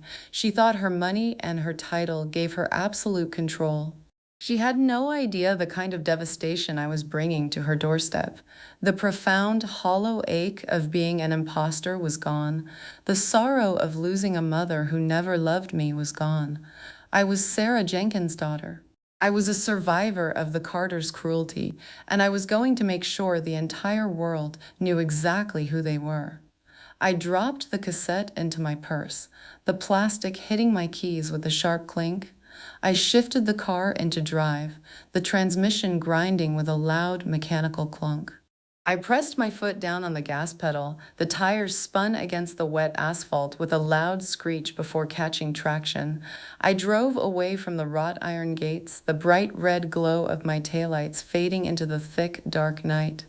The city skyline loomed ahead, a jagged silhouette of lights and shadows. The invincible Carter estate was finally mine to destroy, and I was not going to hesitate. The quiet, obedient sister was dead. I was going to find Sarah, and then I was going to burn Tori's perfect world to the ground. The heavy, solid oak door of Thomas Reid's law office swung open, releasing a stale, dry waft of old paper and bitter coffee into the quiet hallway. I stepped inside the small reception area, my wet boots squeaking loudly against the polished hardwood floor. The bright morning sun streamed through the large, dusty windows, casting sharp, blinding geometric shapes across the waiting room chairs. The harsh light offered no warmth, only a cold, unforgiving glare. I pushed past the empty receptionist's desk and marched directly toward the inner office.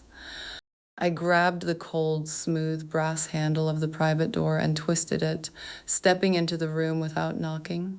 Thomas Reid sat behind a massive, cluttered mahogany desk. He jumped at the sudden, loud intrusion, knocking a thick legal binder onto the floor with a startling, heavy thud. He wore a rumpled gray suit that smelled faintly of stale sweat and cheap aftershave. His eyes, wide and bloodshot, darted toward the door, filled with the undeniable look of a trapped animal. "Miss Emily," Thomas stammered, his voice thin and reedy. He stood up slowly, bracing his hands against the rough surface of his desk. You shouldn't be here. The terms of the NDA explicitly state." I reached into the deep pocket of my damp wool coat, pulled out the heavy plastic audio cassette, and slammed it down onto the polished wood. The sharp, violent crack of the plastic hitting the mahogany echoed like a gunshot in the small, quiet office. Thomas stopped speaking immediately. The color drained entirely from his aging face, leaving his skin a pale, sickly shade of gray. He stared at the tape as if it were a live grenade.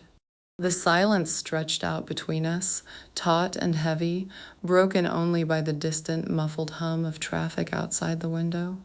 "I didn't sign the NDA," I said, my voice dropping to a low, cold register that sounded terrifyingly like Margaret. "And I know what is on that tape, Thomas. I know about the payments. I know about the secondary vault. I know everything." Thomas slumped back into his leather chair. The chair groaned under his weight, a loud, drawn-out squeak of protesting metal. He buried his face in his trembling hands, the deep lines of guilt and anxiety etched into his skin, suddenly looking much more profound. "Margaret promised me she had destroyed it," he whispered, his words muffled by his fingers. He let out a long, ragged sigh that smelled of bitter black coffee. "I begged her to destroy all the records. I told her the risk was too great, but she never listened. She always had to have collateral. I need you to authenticate it," I commanded, taking a step closer to the desk. The cold, terrifying precision with which I executed my demands felt completely unnatural. It left a deep, unsettling unease festering in my gut, a heavy discomfort that gnawed at the edges of my conscience. I was acting exactly like the woman I despised, manipulating and threatening an old man to get what I wanted. But the intoxicating power of the truth pushed the guilt aside.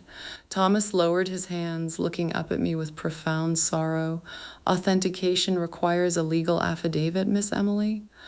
If I sign my name to a document verifying the contents of that tape, Tori will ruin me. She will strip my license, freeze my assets, and bury me in litigation until the day I die."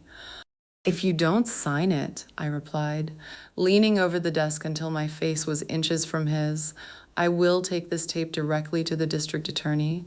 I will hand over the clinic records, the financial ledgers, and every single tracking report Margaret forced you to file. I will expose the entire conspiracy, and you will go to prison for fraud, kidnapping, and extortion." The threat hung in the air, cold and absolute. I stared into his terrified eyes, watching the reality of his situation crash down upon him. He had spent 32 years carrying the burden of the Carters' terrible secret, living a life of quiet misery and constant anxiety. Now the bill had finally come due. Thomas closed his eyes, a look of absolute defeat settling over his features. He reached out with a trembling hand, his fingers brushing the smooth, rigid edge of the cassette tape. The movement was slow and defeated. "She ruined my life," Thomas whispered, his voice cracking with dry, unshed tears. "Margaret ruined everything she touched. I tried to walk away. After the adoption was finalized, I tried to leave the firm, but she threatened my family. She said she would expose a mistake I made early in my career. I was trapped, Miss Emily, just like you." The unease in my stomach flared, burning like battery acid.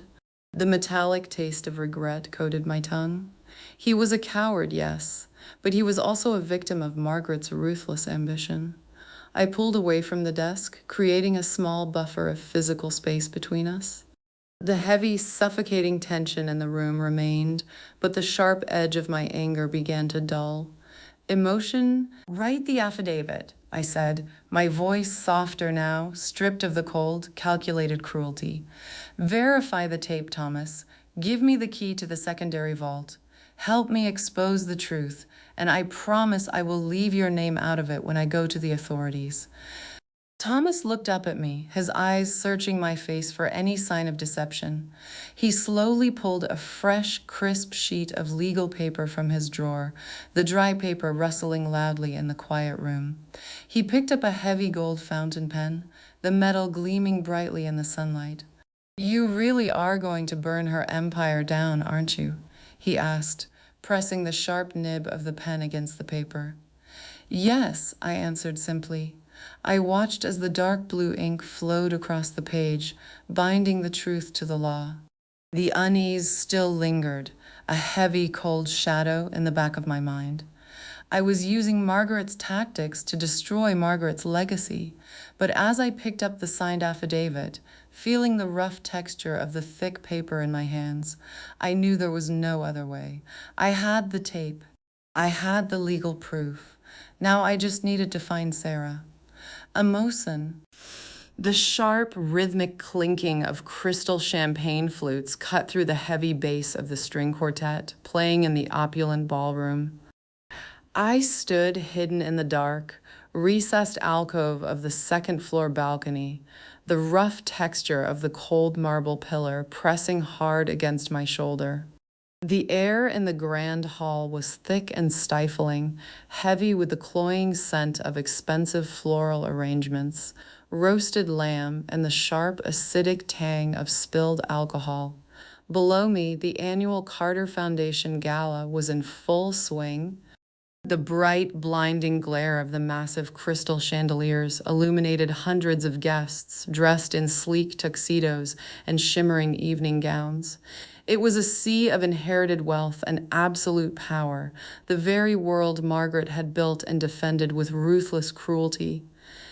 And standing right in the center of it all was Tori. She wore a stunning emerald green silk dress that clung to her perfectly, the smooth fabric catching the bright light with every movement. But the confident, terrifying woman who had confronted me in the study was entirely gone. From my vantage point in the shadows, I watched her interact with the demanding socialites. Her movements were erratic, sharp, and jerky, like a marionette with tangled strings. Tori looks absolutely dreadful tonight, doesn't she? A nasal, whining voice drifted over from a nearby group of investors. The pressure of taking over the board must be eating her alive. I leaned closer to the intricate wrought iron railing, the cold metal biting into my skin. Tori was trapped in a circle of older men, board members and politicians, who viewed her not as a leader but as a young, inexperienced girl trying to fill Margaret's massive shoes.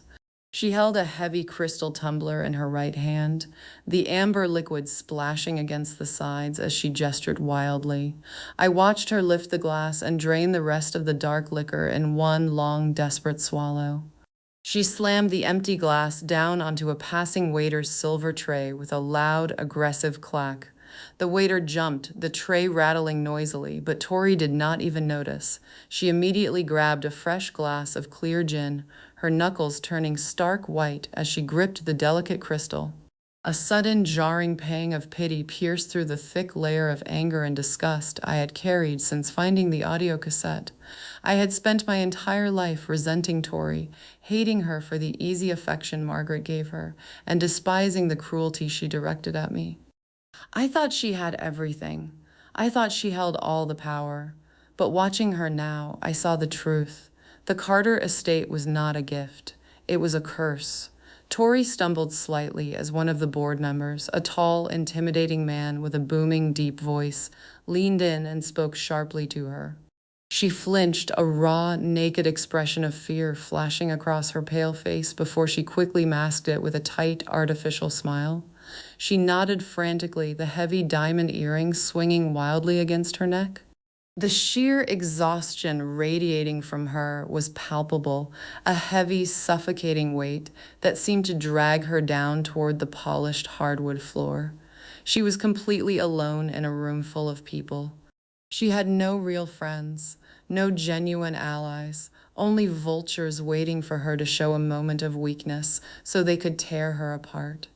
Margaret had not raised a daughter. She had forged a weapon to protect the family assets. And now that Margaret was gone, Tori was left to bear the crushing weight of that legacy entirely on her own. I pulled the heavy plastic audio cassette from my coat pocket, the rigid edges digging into my palm. The metallic taste of the truth coated my tongue, bitter and sharp. This tape would destroy the Carter name. It would expose the fraud, the kidnapping, and the decades of manipulation. It would shatter the artificial world Tori was currently trying so desperately to hold together. I looked back down at the ballroom. Tori excused herself from the circle of men, pushing past a group of gossiping women. She walked toward the heavy oak doors leading to the private terrace, her gait uneven and clumsy. She pushed the doors open, releasing a sudden gust of cold, damp night air into the stifling room, and slipped outside into the dark. The pity I felt deepened into a profound, hollow sorrow. For 25 years, I believed I was the tragic victim of the Carter family. I believed my life had been stolen, and in many ways it had been, but I had escaped. The moment I found out I was Sarah Jenkins' daughter, the invisible chains binding me to Margaret's cruel expectations shattered. I was free to find my real mother, to build a life built on truth, not a financial transaction. Tori did not have that freedom. She was a prisoner, locked inside a gilded cage of her mother's design. She was going to spend the rest of her life fighting to protect a legacy that was actively destroying her from the inside out. Emotion. I squeezed the audio tape one last time before slipping it back into my pocket. The anger that had fueled my actions at the law office was completely gone, replaced by a quiet, steady resolve. I did not want the Carter Empire. I did not want the money, the power, or the status. I just wanted my real family. I turned away from the balcony railing and walked silently down the carpeted hallway, the thick fabric absorbing the sound of my footsteps. I left the blinding lights, the loud music, and the overwhelming scent of wealth behind. Let Tori keep the ashes of Margaret's empire. I had a mother to find. The damp, bitter wind howled through the sprawling rows of the public cemetery, biting through my thin coat and chilling my skin to the bone. The air tasted sharply of wet earth and impending rain. I walked slowly down the narrow, cracked asphalt path, the gravel crunching loudly under the thick rubber soles of my boots. The sky above was a heavy, bruised gray, casting a dull, flat light over the endless expanse of modest, weathered headstones. I clutched a small bouquet of cheap, bright yellow carnations, the rough plastic wrapper crinkling sharply with every step. The bright color of the flowers felt entirely out of place in the dreary, colorless landscape. The journey to the outskirts of Chicago had taken 14 hours of straight driving, fueled by stale coffee and the burning, desperate need to finally see Sarah Jenkins. But when I reached the rundown apartment complex listed in Margaret's tracking dossier, the landlord, a short, abrasive man smelling strongly of cheap gin and stale tobacco, had simply shaken his head. Sarah passed 3 years ago, he had told me, the words hitting me like a physical blow to the chest. Heart failure. She's buried out at St. Jude's public lot. Now, I was here. I stopped at the edge of Section 42, a neglected corner of the graveyard where the grass grew tall and unruly. I scanned the uneven rows of stone, reading the faded engravings. Most of the markers were small and plain, lacking the elaborate towering marble angels and heavy granite mausoleums of the Carter estate. Finally, I saw it. I stepped off the path and walked over the wet, squishy ground, my boots sinking slightly into the cold mud. The grave was marked by a simple, flat rectangle of gray stone, stained dark by years of rain and neglect. I dropped to my knees, the damp earth immediately soaking through the fabric of my jeans, sending a sharp, shocking chill up my legs. I reached out and brushed away a thick layer of dead, wet leaves, revealing the rough, etched letters. Sarah Jenkins, loving mother, at peace. The letters were shallow, worn down by the elements, but they were there. The realization hit me with the force of a tidal wave. The long, agonizing search for the truth was finally over. I had spent my entire life chasing the ghost of a mother who never wanted me, only to arrive 3 years too late to meet the woman who had sacrificed everything to keep me safe. A profound, heavy sorrow welled up in my chest, thick and suffocating. The tears I had held back since opening the safety deposit box finally broke free, hot and fast, tracing wet, stinging paths down my freezing cheeks. I laid the bright yellow carnations gently across the rough gray stone. The sweet, floral scent briefly masked the pungent smell of decay radiating from the wet ground. "I found you," I whispered, my voice cracking, the sound small and fragile against the loud, howling wind. "I am so sorry I didn't find you sooner, Sarah." I closed my eyes, resting my cold hands against the solid, immovable stone. For days, I had been consumed by a raging, toxic desire for revenge. I had planned to take Margaret's audio confession and burn Tori's perfect world to the ground. I wanted to see the Carter empire crumble. I wanted them to feel the same hollow, agonizing pain they had inflicted upon me and Sarah. But kneeling here in the cold mud beside the modest grave of the woman who had brought me into the world, a sudden blinding clarity washed over me. It cut through the thick fog of my anger like a sharp, bright ray of sunlight. Tori was already suffering. The Carter legacy was a heavy, suffocating chain, and Tori was actively drowning under the weight of it. If I exposed the truth and destroyed the estate, I would not be achieving justice. I would simply be continuing the cycle of cruelty that Margaret had started. I would be letting the Carter family dictate the rest of my life, turning me into a bitter, vindictive shell. Sarah had not given me up so I could destroy people. She had given me up so I could have a chance at a real, meaningful life. The tension that had kept my shoulders rigid for weeks suddenly vanished. The crushing, suffocating weight I had carried since the will reading dissolved entirely. A profound sense of peace settled deep within my chest, warm and steady. The truth did not require vengeance to be valid. The truth was simply the truth, and it belonged to me. I stood up slowly, my knees aching from the cold, damp ground. I wiped the tears from my face, my skin raw and tight from the bitter wind.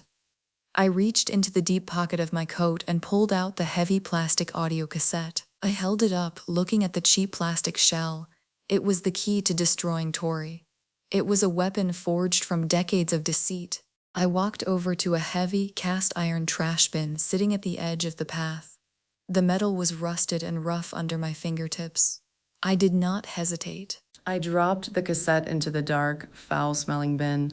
It hit the bottom with a loud, final thud. I turned my back on the trash can and looked one last time at the bright yellow flowers resting on Sarah's grave. The toxic, consuming need for revenge was gone. The fake identity of Emily Carter was buried in the past. I was free.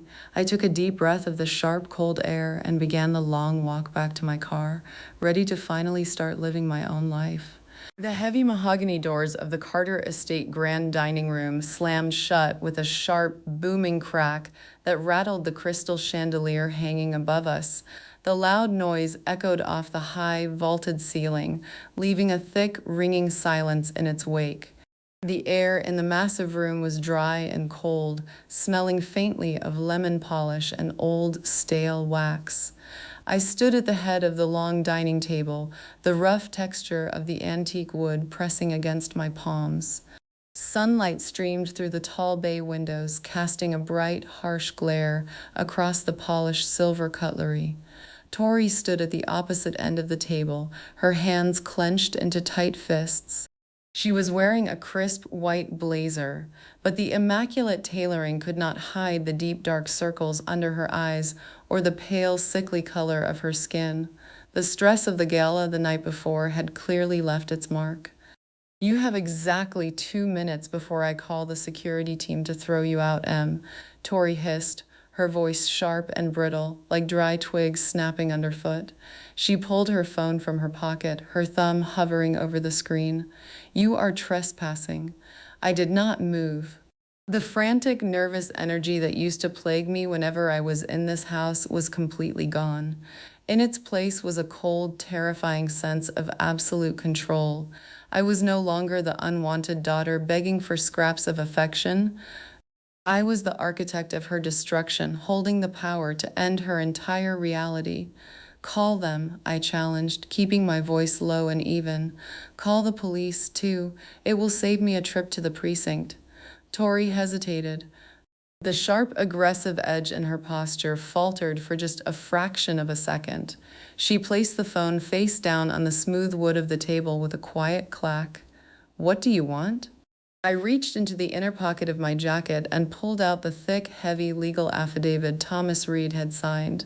I tossed it down the length of the table. The thick paper slid across the polished mahogany, coming to a stop just inches from Tori's hands. That is a sworn, authenticated statement from Thomas Reid, I said, watching her eyes dart toward the document. It details the exact nature of the financial transactions Margaret made 32 years ago. It outlines the payments to the clinic, the private investigators, and the hush money. Tori snatched the paper from the table, her manicured nails scraping loudly against the wood. She scanned the text quickly. Her face flushed a deep, angry red, the color crawling up her neck like a rash. "This means nothing," Tori spat, crumpling the edge of the paper in her tight grip. "Thomas is a paranoid old fool. A piece of paper won't hold up in court without hard evidence, and you have nothing." I reached into my pocket again and pulled out my phone. The cold metal casing felt heavy and solid in my hand. Before discarding the physical cassette at Sarah's grave, I had recorded the audio directly onto my device, ensuring the truth was preserved in a format Tori could never burn. I set the phone down on the table, pressed the screen, and cranked the volume to the absolute maximum. "This is Margaret Carter," the cold, metallic voice hissed from the small speaker, distorted by a loud layer of static. Tori flinched. The color drained entirely from her face, leaving her looking like a hollow, terrified ghost. She stared at the phone as if it were a venomous snake preparing to strike. "The arrangement with Sarah Jenkins must remain absolute." The recording continued, the sharp, rhythmic tap of Margaret's pen echoing loudly in the quiet dining room. "If the girl Emily ever discovers her origins, the trust will immediately execute the termination clause. She will be cut off and Sarah will be ruined. Emily must never know she is a counterfeit." I hit pause. The sudden, deafening silence rushed back into the room, thick and suffocating. Tori stumbled backward, her hip crashing into the edge of a heavy wooden chair. The chair scraped against the hardwood floor with a loud, violent screech. Her arrogant mask, the perfect, unbothered facade she had worn her entire life, shattered completely. Pure, unadulterated panic flooded her eyes. Her breathing became shallow and ragged, a quiet, desperate wheezing sound that filled the massive room. Watching her break gave me a grim, momentary flash of satisfaction. A dark thrill rushed through my veins, hot and sharp. I had won. I had cornered the invincible CEO of Carter Enterprises, and all it took was the truth she had tried so desperately to bury. "I have copies of the audio saved on multiple secure servers," I told her, my voice cutting through her panic with cold precision. "I have the photographs of the original dossier. I have the tracking numbers. If I press send, every major news outlet in the country will have this within 5 minutes. The Carter Foundation will be investigated for fraud, and you will lose everything." Tori gripped the back of the heavy chair, her knuckles turning a stark, blinding white. The cloying, sweet scent of her expensive perfume was suddenly overpowered by the sharp, acidic smell of her fear. "How much?" she whispered, her voice cracking, sounding like a terrified child. "How much money do you want, Em? Name your price. Just please do not release that tape." I stared at the woman I had once called my sister. She was offering me the world, begging me to take the wealth that had poisoned our entire family. The control I held over her was absolute, heavy and intoxicating. But as I looked at her trembling hands and hollow, panicked eyes, the dark satisfaction faded, replaced by the quiet, steady peace I had found at Sarah's grave. Emotions? The harsh metallic screech of the ATM machine rejecting my debit card echoed loudly in the small empty bank vestibule. I stared at the small digital screen, the bright red letters glaring back at me through the smudged glass like a sudden, sharp warning. Transaction declined, account frozen. The cold, unforgiving fluorescent lights above buzzed with a low, irritating hum that made my teeth ache. I pulled the small plastic card from the slot, the edges rough against my thumb. It had been exactly 3 hours since I walked out of the Carter estate. The $2 million Tori had promised was supposed to be in my offshore account by noon. Instead, my checking account, my savings, and even my emergency credit lines were entirely locked, freezing me out completely. I stepped out of the small vestibule and onto the wet pavement. The afternoon sky had turned a dark, bruised purple, and a cold, relentless rain was beginning to fall. The sharp, bitter scent of wet concrete filled the air. I pulled my jacket tight around my shoulders, my fingers trembling slightly against the damp fabric in sudden, uncharacteristic panic. I pulled out my phone and dialed the direct number to Tori's private banker. The line rang twice before a smooth, mechanical voice answered. "I am sorry, miss." "Carter," the teller said, his tone flat, professional, and completely devoid of empathy. "Your accounts have been permanently frozen pending a corporate fraud investigation initiated by the Carter Foundation Board. You will need to speak with our legal department." "Fraud?" I repeated, my voice cracking under the sudden weight of the betrayal. "There is no fraud. Victoria Carter authorized those transfers herself. The board has flagged the transaction as extortion, ma'am. I cannot provide further details." The line went dead with a loud, sharp click.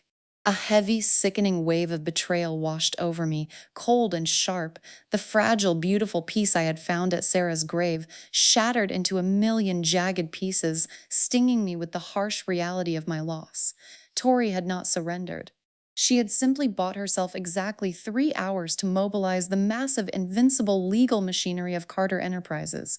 She had used my moment of mercy as a weapon, twisting my forgiveness into a suffocating trap.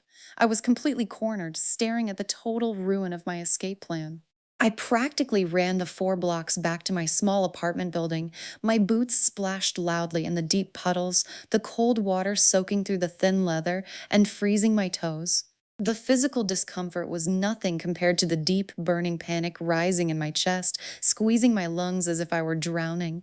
I pushed open the heavy glass door of the lobby, the hinges squeaking loudly in protest. I hurried to the small, cramped elevator and pressed the button for the 4th floor. The metal box shuddered violently as it climbed, smelling faintly of stale cigarette smoke and cheap bleach. When the doors finally slid open, I stepped into the dim hallway. My heart slammed against my ribs with a painful, frantic rhythm, echoing the deep shock of the sudden betrayal. I walked toward my door, fishing my keys out of my wet pocket. The keys slipped from my numb fingers, hitting the faded carpet with a soft thud. Taped aggressively across the lock of my door was a thick, bright red eviction notice. The crisp white paper stood out starkly against the chipped brown paint like a bleeding wound. I picked up the notice, the paper stiff and dry beneath my wet hands. It was an emergency writ of possession executed by a subsidiary holding company owned entirely by Carter Enterprises. They had bought the building. They had bought my debt. They had systematically dismantled my entire life in less than half a day, leaving me shivering in the cold ruins of my own sudden ruin. I pressed my forehead against the cold, hard wood of the door. The chill seeped into my skin, grounding me in the horrifying reality of the situation. I was completely locked out. I had no money, no home, and no family. Tori had stripped me bare, punishing me for daring to think I could outsmart the Carter legacy. It felt as though a massive, heavy iron vault door had slammed shut, trapping me in the dark. I had offered her a clean break, a quiet resolution that would have saved us both. Instead, she chose absolute destruction. She proved that the venom Margaret had injected into her veins was permanent. I turned away from the locked door and walked slowly back toward the elevator. The sound of my own breathing was ragged and loud in the silent hallway. The deep, agonizing sting of the betrayal burned in my throat like swallowed acid. I had tried to be Sarah Jenkins' daughter. I had tried to choose the path of light and forgiveness. But as the elevator doors closed, shutting out the dim light of the hallway, the soft, merciful pity I had felt for Tori evaporated completely. In its place, a cold, hard, and terrifying fury began to take root. Tori did not want peace. She wanted a war. And as I rode the rattling elevator down to the dark, rain-soaked streets, I realized I was finally ready to give her one. The heavy, freezing rain soaked entirely through my thin canvas bag, the cold, muddy water turning my few remaining clothes into a freezing, leaden weight against my shivering shoulder. I stood under the small, flickering street lamp on the corner of my block, the harsh yellow light casting long, distorted shadows across the flooded pavement. The violent storm was raging with a deafening, thunderous roar, matching the dark, turbulent storm violently tearing through my own chest. The sharp, bitter scent of wet concrete and dirty exhaust fumes filled my nose. I dropped the heavy canvas bag onto the wet concrete with a wet, heavy slap.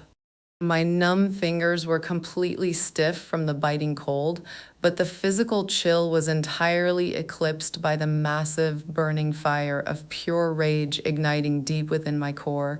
Tori had taken everything. She had not just rejected my mercy, she had weaponized it, using my moment of hesitation to systematically burn my entire life to the ground. A loud, aggressive clap of thunder shook the ground beneath my soaked boots, rattling the small glass panes of the nearby bus shelter.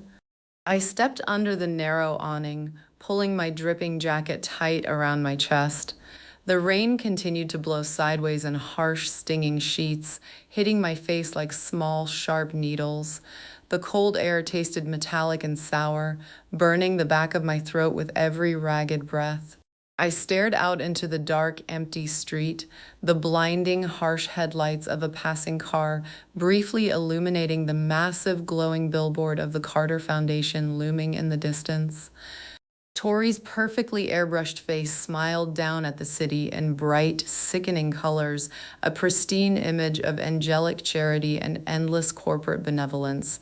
Looking at her massive, false smile, the last fragile, lingering shreds of my pity evaporated into nothingness.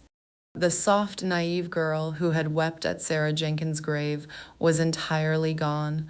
In her place, a cold, calculating, and terrifying fury was rapidly solidifying. Tori had proven that she was exactly like Margaret. She was a venomous snake, utterly incapable of remorse or compromise. She would never stop hunting me. She would use the massive, invincible wealth of Carter Enterprises to ensure I remained a forgotten, destitute ghost for the rest of my miserable life. My wet hand dug into the deep pocket of my jacket, my cold fingers wrapping tightly around the small, hard, smooth plastic of the USB drive. It contained the digital copy of Margaret's audio confession. The small device felt incredibly heavy, vibrating with a dark, terrifying power. I had offered to keep this explosive secret hidden in exchange for my own quiet freedom. I had tried to walk away from the war, but as I stood shivering in the dark, pouring rain, staring at the total ruin of my existence, a fierce, burning hatred surged through my veins like a wildfire. Tori did not want a quiet settlement. She wanted complete and utter domination. She wanted to crush me beneath her expensive designer heel until I stopped breathing entirely. I tightened my grip on the small plastic drive until the sharp edges bit painfully into my numb palm. The sharp physical pain grounded me, focusing my chaotic rage into a single sharp point of absolute determination. I was not going to run. I was not going to hide in the shadows while the imposter queen ruled the empire she had stolen from me. If Tori wanted a war, I was going to give her a war, but I was not going to fight her in the shadows. I was not going to use the tape to extort money or negotiate a secret truce. That was Margaret's way. That was the cowardly, toxic method of the Carter legacy. I was going to drag her into the blinding, unforgiving light. I was going to take the explosive truth and detonate it in the middle of her pristine, carefully curated world. I would expose the rot at the core of the Carter Foundation. I would rip the mask of charity from her face and show the entire world the ugly, stolen truth. The cold rain continued to fall, soaking the heavy canvas bag at my feet, but the freezing chill no longer reached my bones. The burning righteous wrath inside me was a massive protective shield, radiating a dark, intense heat. I picked up the heavy bag, hoisting it back over my wet, shivering shoulder. I turned away from the glowing billboard of my sister's false face. The path forward was incredibly dangerous, completely paved with risk and potential ruin, but the fear that had once paralyzed me was completely eradicated, burned away by the massive, blinding fire of my own fierce rage. I began to walk down the dark, flooded street, my boots splashing loudly against the pavement with heavy, purposeful strikes. I had nothing left to lose, which meant I was finally truly dangerous. Tori Carter had started this war by taking my home, but I was going to end it by taking her entire empire. I slid the heavy black USB drive across the sticky varnished wood of the table. It stopped 1 inch from Richard Vance's trembling fingers. The small plastic rectangle made a soft scraping sound against the scratched surface. The sharp, bitter scent of cheap bourbon and stale cigar smoke hung in the dim, windowless back booth of the old pub. The flickering neon beer sign, hanging in the dirty window outside, cast a harsh, erratic red glow across Richard's lined face. He stared down at the drive, his watery, bloodshot eyes wide with intense suspicion and raw, unconcealed fear. "What is this?" he grumbled. His voice sounded rough, resembling dry leaves crushing under a heavy boot. "Leverage," I replied. My voice held a cold, steady tone, devoid of any warmth or hesitation. The kind of leverage you needed 5 years ago when Margaret Carter forced you off the foundation board. Richard leaned back against the cracked leather booth. The old material groaned under his shifting weight. He picked up his heavy glass tumbler. The ice clinked against the thick rim. He took a long, slow sip of the amber liquid, studying me with a hard, appraising stare. "You have a lot of nerve showing your face around here, Carter," he said, setting the glass down with a heavy thud. "Your mother destroyed my entire reputation. She planted those embezzlement rumors. She froze me out of the very charity I helped build from the ground up." "Wish she was not my mother," I said. The words cut through the heavy, stale air of the pub like a sharpened blade. Richard blinked. The deep wrinkles around his eyes tightened in genuine confusion. He reached out with a trembling, age-spotted hand and picked up the black USB drive. The small plastic casing seemed insignificant in his large, calloused palm, but we both knew it held enough explosive power to level a massive corporate empire. "There is an audio file on that drive," I continued, keeping my posture straight and my gaze locked on his face. "It is a direct confession, recorded by Margaret Carter herself before she died. It proves I am not her biological daughter. I was purchased and swapped at birth to cover up a tragic medical accident." Richard's jaw dropped. A sharp gasp escaped his thin lips. The loud, rowdy laughter from the bar area faded away, leaving only the low, buzzing hum of the neon sign hanging above our heads. He stared at me as if I had dropped a live, ticking grenade onto his sticky table. "If this is true," Richard whispered, his voice shaking with a sudden, intense energy, "the legal fallout would be catastrophic. The Foundation's charter states that control must pass to a legitimate biological heir. If Tori knew about this—" "She knew," I said, my tone hard and unforgiving like solid granite. "And she has suppressed the truth to protect her massive inheritance. She used the Foundation's holding company to freeze my bank accounts and evict me from my home. She thinks she has destroyed me." I leaned forward, resting my cold, damp forearms against the sticky table. The deep, burning fury I felt in the rain had solidified into a massive, unbreakable pillar of cold, calculated determination. I felt focused. My mind remained sharp and unclouded by any lingering sentimentality. "I do not want her money, Richard," I said, my voice dropping to a low, intense whisper. "I want to burn her false empire to the ground, but I cannot do it from the outside. I need someone who knows the internal architecture of the Carter Foundation. I need someone who can get me into the annual charity gala tomorrow night, past the security, and direct me to the main audio-visual control room."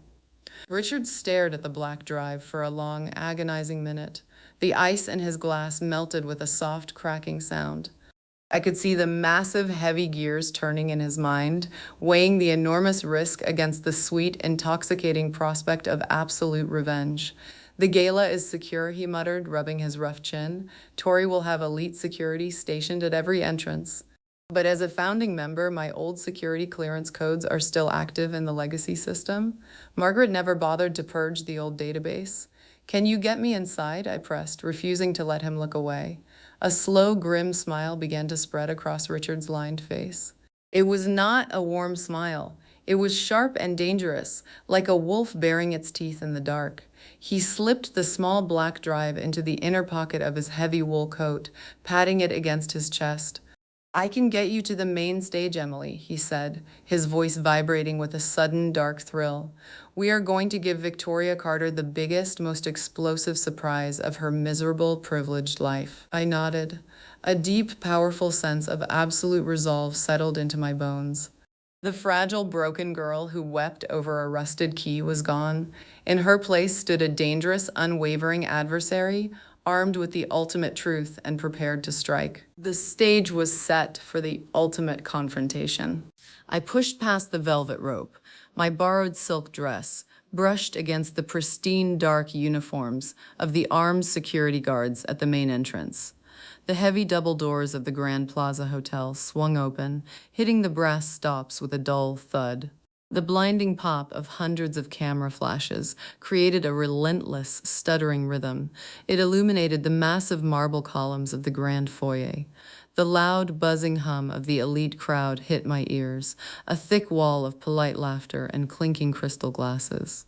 The sweet, rich scent of expensive champagne and heavy gardenias hung thick in the warm air, masking the cold corporate reality of the annual Carter Foundation Charity Gala. "Keep your head down and walk with purpose," Richard muttered.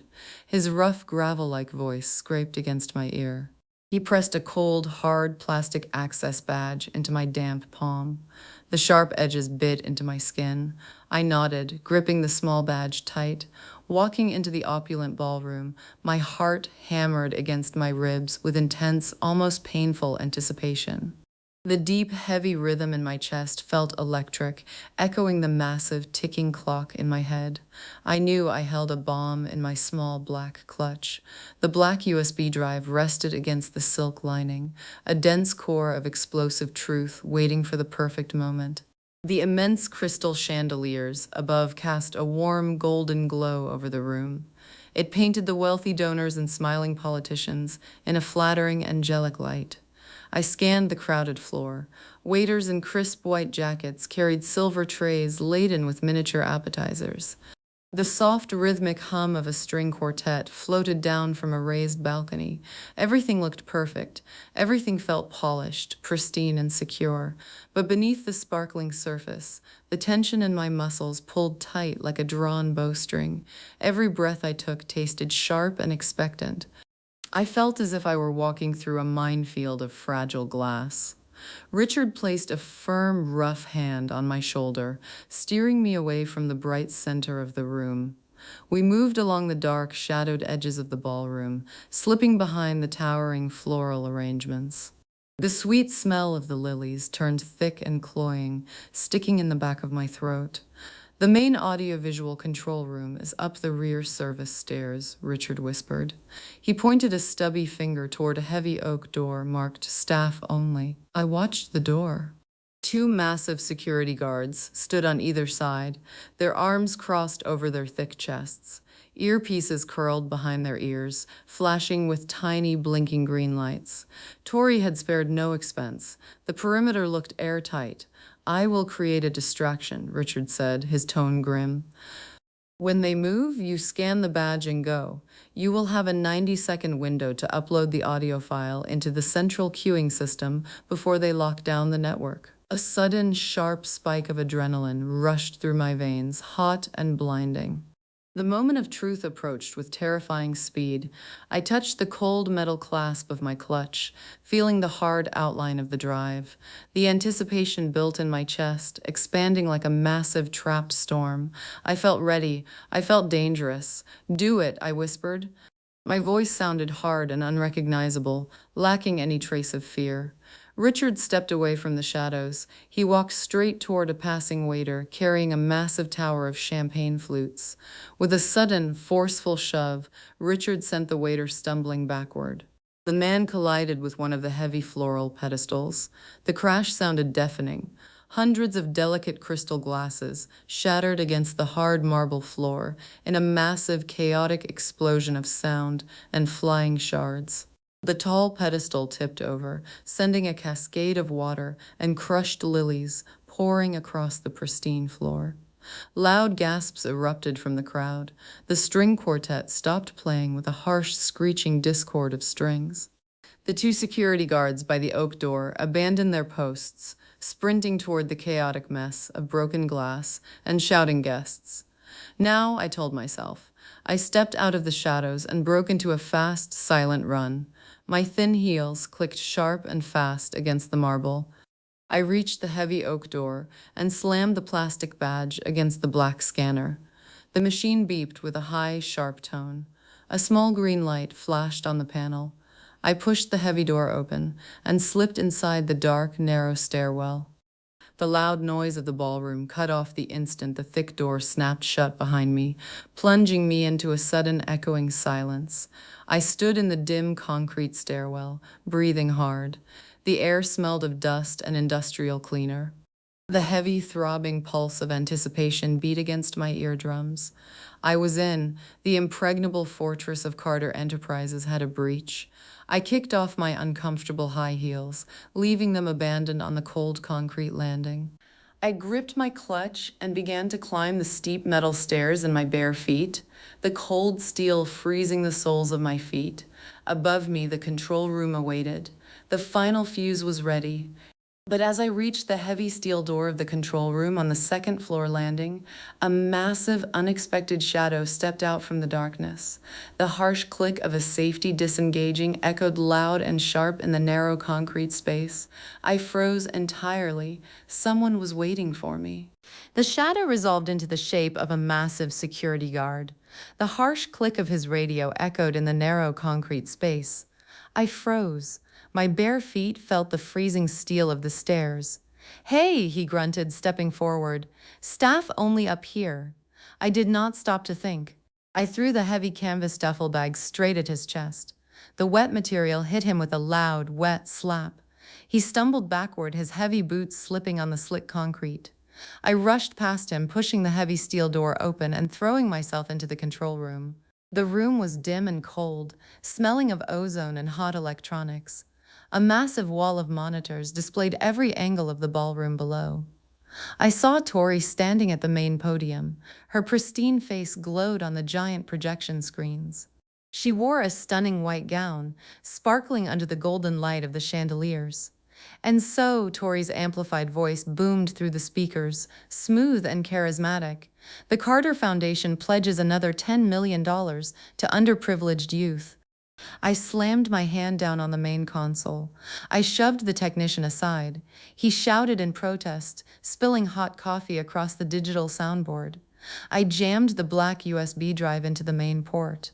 My fingers flew across the keyboard, bypassing the visual feed and overriding the primary audio channel. "Hey, you cannot be in here," the technician yelled, grabbing my arm. I ignored the sharp pain of his grip. I hit the master execute key. A deafening crack of audio feedback pierced the elegant ballroom. The sharp, screeching noise silenced the string quartet and froze 500 wealthy guests in place. Tori stopped speaking mid-sentence. Her perfect smile faltered. The massive screens flickered, turning stark black. Then Margaret Carter's voice echoed through the massive speakers. It sounded cold, sharp, and unmistakably cruel. "The Jenkins woman is dead," Margaret's recorded voice stated, filling the cavernous room with chilling clarity. "The hospital handled the paperwork. Make sure her brat is registered as Victoria's twin. No one will question a Carter." A collective gasp rose from the crowd below. I pushed the struggling technician away and stepped up to the thick glass window overlooking the ballroom. The sheer scale of the shock was palpable. Wealthy donors lowered their crystal champagne flutes. Politicians stared up at the speakers in utter disbelief. "Mother?" Tori whispered into her live microphone. Her voice cracked, echoing over the continued recording. "Victoria knows the truth," the recording continued, relentless and damning. "She knows Emily is a purchased replacement, but Victoria understands the stakes. The foundation requires a biological heir. As long as Emily remains ignorant and compliant, the empire is secure." Tori gripped the edges of the podium. Her knuckles turned a stark, blinding white against the dark wood. The pristine facade she had maintained for years cracked and shattered in real time, breaking apart like a fragile porcelain mask. The golden light of the chandeliers seemed to turn cold and unforgiving as the ugly truth of the Carter legacy dragged itself into the open. I stood behind the thick glass, watching her empire crumble to dust. A massive, overwhelming surge of righteous fury washed over me, followed by the sweet, intoxicating taste of absolute vindication. For 25 years, I had lived as a shadow, a second-rate copy, a convenient lie. Now the absolute truth stood bare for the entire world to witness, bright and undeniable like a rising sun. The security guards finally burst into the control room, grabbing my arms and pulling me away from the console. I did not fight them. The file was playing. The massive damage was permanent and completely irreversible. Every single person in that ballroom heard the undeniable proof of Margaret's systemic fraud and Tori's active complicity. Through the thick glass, I saw Tori staring up at the control room. Our eyes met across the vast distance of the crowded ballroom. Her face was pale, drained of all its arrogant color. She looked terrified, stripped of her armor and her power, exposed as an imposter in her own kingdom. She had tried to destroy me in the shadows, but I had chosen to expose her in the blinding, unforgiving light. "Turn it off," someone screamed from the floor. "Cut the power." But the audio kept playing, echoing off the marble columns and soaring ceilings. The sound of Margaret detailing the illegal bribes, the forged documents, and the systemic fraud rained down on the elite crowd like toxic ash. The absolute ruin of the Carter name was unfolding live, shattering every carefully constructed lie. The guards shoved me out of the room, their grips bruising my arms. But as they marched me down the cold concrete stairs, I felt no fear. I felt a profound, incredible lightness in my chest, as if a massive physical burden had vanished. The heavy chains of the Carter legacy had snapped. The massive, oppressive weight I had carried my entire life dissolved into nothingness. The public execution was complete. The foundation of lies had collapsed, taking Tori's entire world down with it. And as the chaotic shouts of the panicked crowd echoed behind me, I knew I had finally claimed the justice Sarah Jenkins deserved. The victory was absolute. Emotion? I watched from the top of the grand marble staircase as the heavy silver handcuffs clicked shut around Tori's pale, trembling wrists. The sharp, metallic snap echoed above the chaotic noise of the crowded foyer, a distinct sound of finality. The harsh, blinding flash of police sirens outside the heavy double doors painted the massive marble columns in aggressive strokes of red and blue, casting long, frantic shadows across the pristine floor. The opulent ballroom, once glowing with warm golden light and elite privilege, now felt cold and exposed, resembling a shattered crime scene filled with panicked whispers. The wealthy donors and politicians who had worshipped the Carter name mere hours ago now crowded against the far walls, staring at Tori with wide, horrified eyes. The sweet, cloying scent of expensive champagne and crushed gardenias mingled with the sharp, bitter tang of cold rain blowing in through the open entrance. "Victoria Carter, you are under arrest for systemic corporate fraud and embezzlement," the tall detective stated.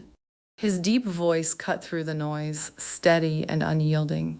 Tori did not fight. She did not scream or demand her expensive lawyers. The pristine, untouchable facade she had worn her entire life had cracked and fallen away, leaving behind a small, terrified, and broken shell. Her white designer gown was stained with spilled wine and dirty water from the chaotic panic in the ballroom. Her perfectly styled hair hung in damp, tangled strands across her pale face. She looked up at the grand staircase. Her wide, desperate eyes found mine through the crowd. I stood at the top landing, my bare feet pressed against the cold marble, my borrowed silk dress clinging to my tired frame. For a long, silent moment, the world around us seemed to stop. The flashing sirens and shouting reporters faded into a distant hum. "The quiet one," she whispered. Her voice was thin and brittle, barely carrying over the noise. It was the same mocking name she had used to dismiss me for 25 years. But now it held no power. It was just a weak, empty sound. The detective placed a firm hand on her shoulder, turning her toward the open doors. As they led Tori out into the cold, torrential rain, a profound, heavy sense of absolute relief washed over my exhausted body. The massive, oppressive weight I had carried since childhood, the constant, suffocating fear of not being enough, dissolved into nothingness. The war was over. The toxic Carter legacy was dead. I let out a long, shaky breath. The air tasted clean and sharp, free of the stale, artificial sweetness of the Gala. The tight, painful knot in my chest uncoiled, allowing me to breathe deep and full for the first time in my life. It felt as though a massive iron cage had finally opened, releasing me into the wide, quiet, open air. The intense relief felt like a cool, healing balm against an old, deep burn. Richard Vance appeared at the bottom of the stairs, pushing his way through the remaining crowd of bewildered guests and frantic foundation staff. He walked up the marble steps, his heavy boots making dull, solid thuds against the stone. His rough face wore a serious, calculating expression, but his dark eyes gleamed with a deep, undeniable satisfaction. "The police have secured the executive offices," Richard said, stopping a few steps below me. "They are seizing the hard drives and the physical ledgers. The board of directors is holding an emergency panic session in the East Wing. They are terrified, Emily. The entire infrastructure is in free fall." I looked down at the massive empty foyer. The crystal chandeliers still burned bright, illuminating the scattered debris of the ruined Gala. Broken glass, abandoned champagne flutes, and crushed white lilies littered the pristine floor. It was the absolute wreckage of an empire built on lies. "Let them panic," I said, my voice steady and calm, echoing with a quiet, undeniable authority. "Margaret built this foundation on theft and extortion. It deserves to fall apart. We are going to tear out every rotten beam and corrupted ledger." Richard nodded slowly, resting his calloused hand on the smooth brass railing. "The charter is clear. With Tori indicted and Margaret's confession verified, you are the only legitimate biological heir to the Jenkins Trust. You hold the controlling interest. You own the foundation now." I closed my eyes for a brief moment, letting the truth of his words settle deep into my bones. I was not Emily Carter, the forgotten second-rate copy. I was Emily Jenkins. I was the daughter of Sarah Jenkins, a woman who had loved me enough to fight a massive corporate giant with nothing but the truth. The sense of absolute release from my past felt incredibly profound, lifting the final lingering shadows from my mind. "We are not keeping the Carter name," I stated, opening my eyes and looking straight at Richard. "Tomorrow morning, I want the legal team to begin drafting the dissolution papers for the holding companies. We will restructure the entire board, and we will rename the charity." "To what?" Richard asked, his rough voice softening with genuine curiosity. "The Sarah Jenkins Foundation," I replied. A profound, radiant peace settled over my heart, warm and steady like a small protected flame. The relentless storm of rage and anticipation that had driven me for weeks finally quieted into absolute calm. The long, dark night of my past was behind me. I turned away from the grand entrance and began to walk down the marble stairs, ready to build a new, honest legacy in the light. I picked up the heavy gold fountain pen and pressed the sharp nib against the crisp white paper. The dark blue ink flowed smooth and even, tracing the steady, confident loops of my signature across the final page. The heavy, solid oak desk in the corner office felt cool and grounding beneath my resting fingertips. The massive space, once Margaret Carter's unassailable fortress, now felt entirely different. The oppressive, stale air of corporate intimidation was gone, replaced by the faint, clean scent of fresh linen and lemon polish. A bright, warm shaft of morning sunlight poured through the floor-to-ceiling glass windows, illuminating the swirling dust motes dancing in the quiet air. "That is the last of them, Miss Jenkins," Richard Vance stated, gathering the thick stack of signed legal documents. His rough voice held a deep, resonant tone of respect. "Thank you, Richard," I replied, setting the heavy pen down with a soft click. I stood up and walked toward the massive window. The sprawling city skyline stretched out before me, gleaming bright under the clear blue sky. Down on the busy street, the frantic noise of morning traffic sounded faint and distant, muffled by the thick, soundproof glass. A profound, radiant peace settled over my heart, warm and steady like a small, protected fire.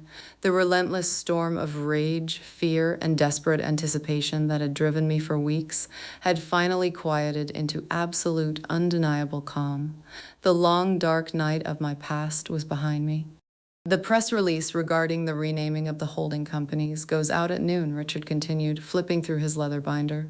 The Carter Foundation is officially dissolved. The Sarah Jenkins Foundation is now legally incorporated. The board members have accepted the restructuring terms without a single complaint. I nodded, keeping my gaze fixed on the bright horizon. The massive, oppressive weight I had carried my entire life had completely vanished. The toxic legacy of lies, the constant suffocating pressure of being an inadequate copy, the sharp sting of betrayal, it was all gone. "What about Tori?" I asked, my voice soft and clear, devoid of any lingering bitterness or anger. Richard paused, the heavy leather cover of his binder snapping shut. "Her defense attorneys are trying to negotiate a plea deal, but given the sheer volume of financial evidence the police seized from the Gala, the prosecutors are not offering any leniency. She is facing significant federal time. Her assets remain frozen." I rested my forehead against the cool, smooth glass of the window. I pictured Tori, stripped of her pristine designer gowns and her unassailable power, sitting in a cold gray cell. The image did not bring me the fierce, burning satisfaction I had once expected. Instead, it brought a quiet, profound sadness for the sister I had never truly had. Margaret had poisoned Tori's mind, twisting her into a ruthless reflection of herself. The venom had destroyed them both, but it had not destroyed me. I had survived the fire, and I had emerged clean. "Let the lawyers handle it," I said, stepping away from the window. The warm sunlight washed over my face, soothing my tired eyes. I do not want her updates on my desk. That chapter is closed. I walked back to the massive oak desk and picked up a small, worn photograph. It was the picture of Sarah Jenkins I had found in the safety deposit box. Her gentle smile seemed to radiate a quiet, enduring strength. I placed the photograph in the center of the pristine desk, leaning it against a heavy crystal paperweight. "We have a lot of work to do, Richard," I said, looking up at the old board member. "We need to audit all the existing charity grants and redirect the misappropriated funds back to the local community programs. I want the first major initiative of the Sarah Jenkins Foundation to focus on affordable housing and legal aid for vulnerable families." Richard offered a slow, genuine smile. The deep, harsh lines on his face seemed to soften, shedding the cynical armor he had worn for years.